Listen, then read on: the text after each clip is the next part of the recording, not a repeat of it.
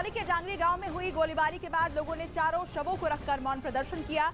गांव के चौराहे पर शवों के साथ लोगों ने रात गुजारी और मांग की है कि राज्यपाल के आने के बाद ही इनका अंतिम संस्कार किया जाएगा।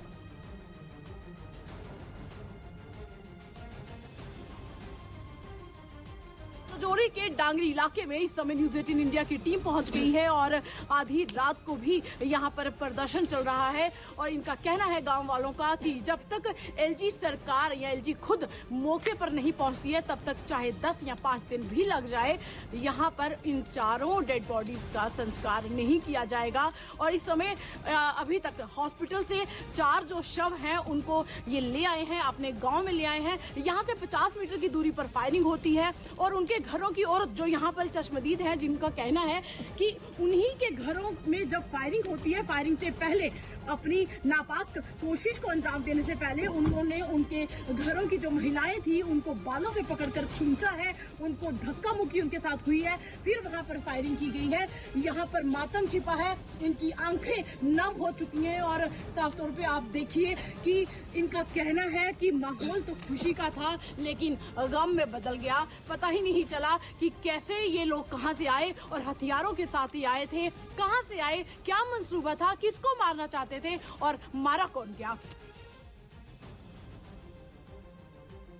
और इसी खबर पर ज्यादा जानकारी के साथ हमारे सहयोगी कोमल सिंह इस वक्त हमारे साथ लाइव जुड़ चुकी हैं। कोमल, इस पूरे मामले को लेकर ताजा अपडेट क्या है?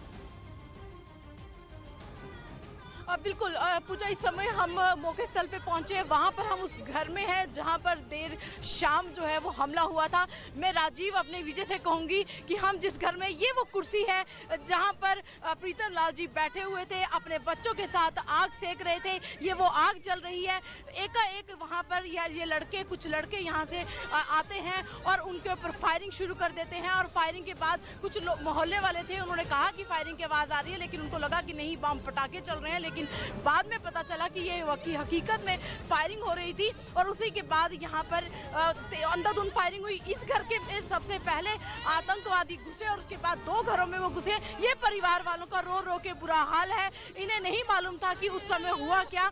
और आप देखिए, ये परिवार वाले, इनके भतीजे थे जिनकी डेथ हुई है। क्या हुआ था उस समय क्या फायरिंग की आवाज है, हमें नहीं पता चला कुछ, हमें नहीं पता क्या कर दिया लोगों ने नीचे। आप उस समय कहाँ थे? हमें आस पड़ोस के लोगों ने बाद में फोन करके किया है आपके भतीजे। कहा आर्मी मौके पे पहुंची थी, उन्होंने आगे नहीं आने दिया। आर्मी ने मौके पे पहुंच गई, हमें आगे आने नहीं दिया आर्मी ने आगे नहीं आने दिया। पूजा, आप देखिए यहाँ पर गम का माहौल जो है वो बना हुआ है। और ये मैं आपको यहाँ पे ये घर बताना चाहूंगी। ये घर था, यहाँ पर वो बाहर ही आए हैं, उसके बाद ये अंदर गए हैं और औरतों के साथ धक्का मुक्की हुई है, उनके बाल खींचे गए हैं, उनको मारा गया। यहाँ पर परिवार वालों को गेट के अंदर रखा और उसके बाद जो है बाहर जो कुर्सी पे बैठे अपने बच्चों के साथ आग सेक रहे थे, क्योंकि यहाँ पहाड़ी क्षेत्र है, माहौल ठंडा रहता है, मौसम ठंडा रहता है। यहाँ पर वो जो आतंकवादी हैं वो घुस आए और आते ही उन्होंने अंधाधुंध फायरिंग कर दी। मैं एरिया यहाँ पर दिखाना चाहूंगी कि कहाँ से वो आए हैं। ये पहाड़ी क्षेत्र है, यहाँ पर पास करीब घर नहीं है, दूरी बना के रखते हैं, घरों में बहुत फासला रहता है। आप रास्ता देखिए, यहाँ से रास्ते से वो चढ़कर यहाँ पर ऊपर आए हैं, क्योंकि ये ज्यादा दूर नहीं है, एक पहाड़ी क्षेत्र है।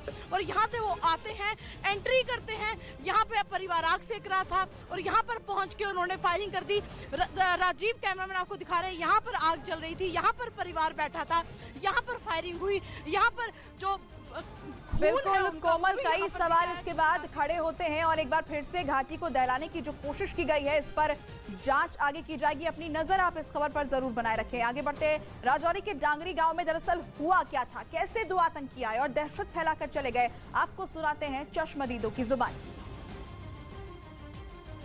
2 बंदे आए, उन्होंने एक घर को में फायरिंग की है, 2 भाइयों को मारा, उसके बाद बाप बेटे को मारा, फिर उसके बाद तीसरे घर में गए हैं वो, वहाँ पर पूरा परिवार था, एक फौजी रिटायर्ड था, एक्स में था, उसको गोली मारी है, वो ऑन स्पॉट उसकी डेथ हो गई। उसकी बीवी और उसके बच्चे वो अभी सीरियस कंडीशन में वो राजौरी हॉस्पिटल में है।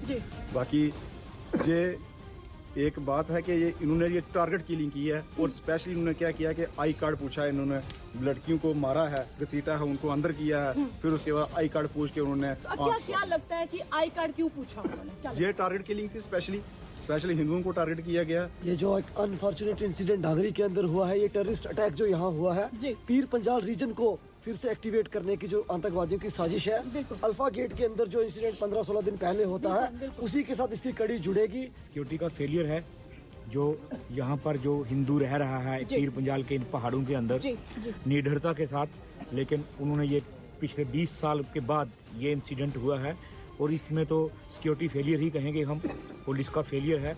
और जो जैसे आप बोल रहे थे कि जम्मू से बोला गया है, दिलबाग सिंह जी बोलते हैं कि हम जीरो टॉलरेंस रखेंगे आतंकवाद के खिलाफ, तो यहाँ पर उनको दिखाना चाहिए कल दोपहर तक वो कहाँ गए हैं।